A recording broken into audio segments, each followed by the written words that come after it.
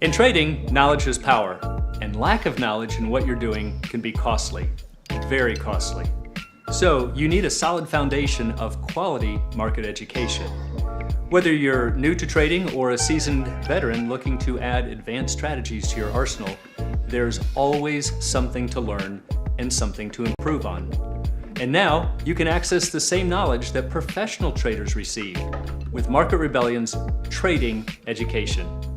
I'm Bill Johnson, Head of Options Education here at Market Rebellion, and we've assembled a comprehensive curriculum based on decades of real trading experience, covering everything you need to know about trading options from beginner to advanced.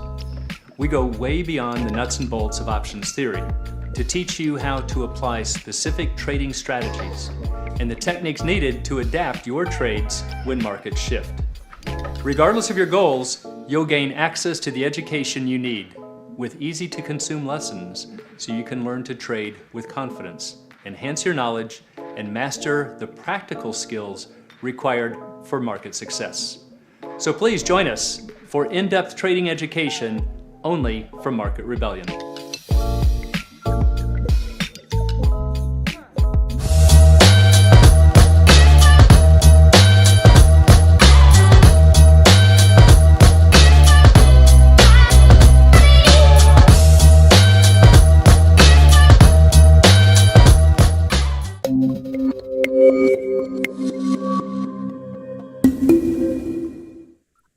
Hey, good afternoon once again to all of our market rebels and all of our YouTubers out there. And Howdy. It's that time again for Coach's Corner. Stu, it looks like you got a little different background going on there. Oh, yeah. I got relocated. I had a relocate. You're a relo. I am a relo for a couple of months. You'll be seeing this new background. And yeah. But I still see the jacket going on. So it looks like you're still cold weather.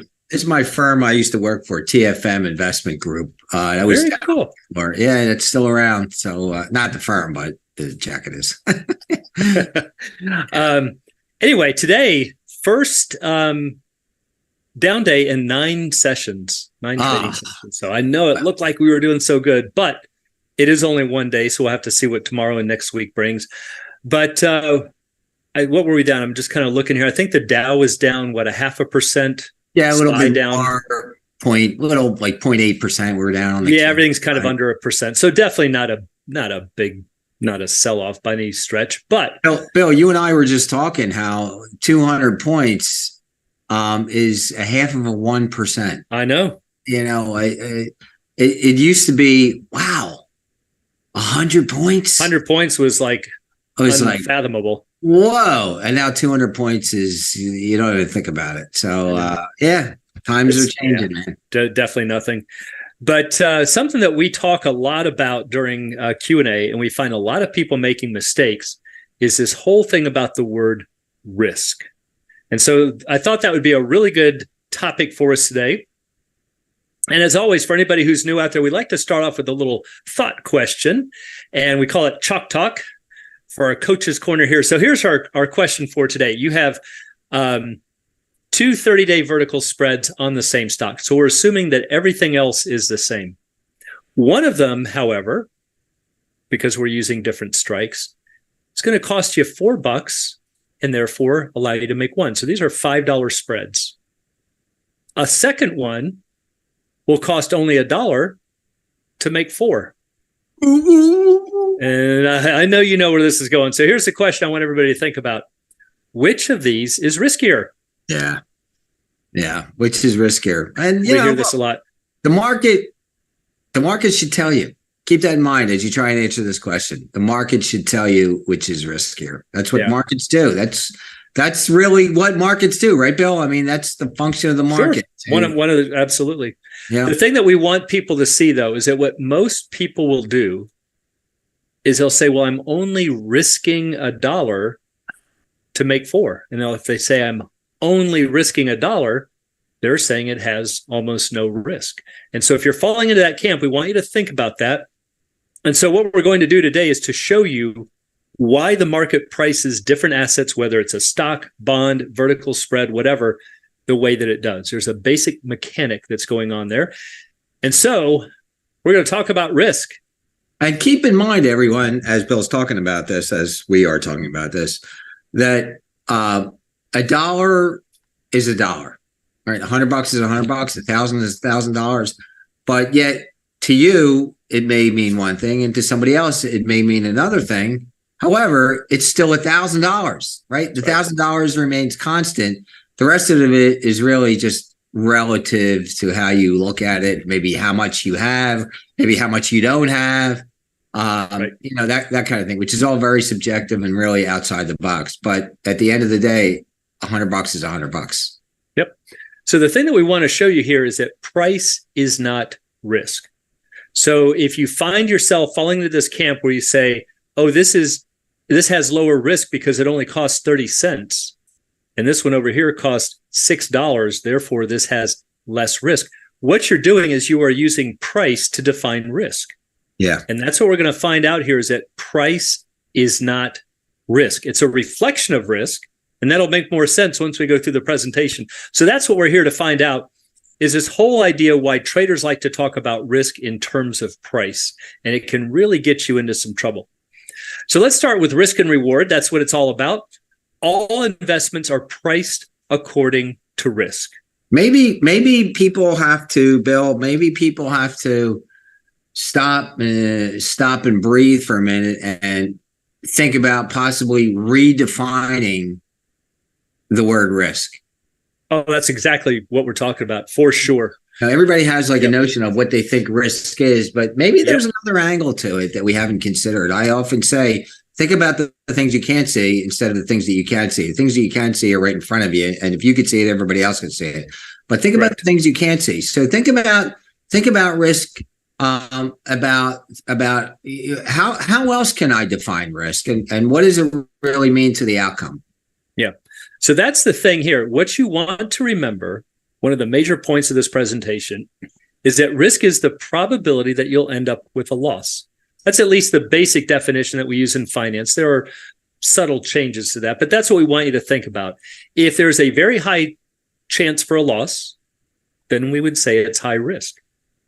If there's no chance for a loss, let's say with a T-bill, at least we hope there's no chance for a loss, because that would mean that government defaulted. But we would say that that's default free, that has no risk.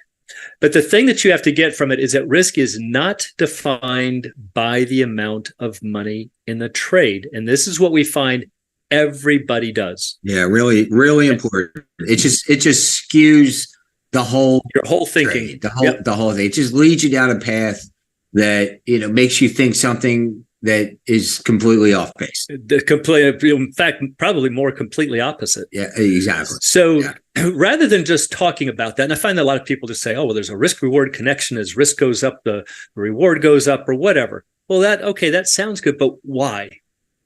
What's driving this type of mechanic here? And that's what we're going to do.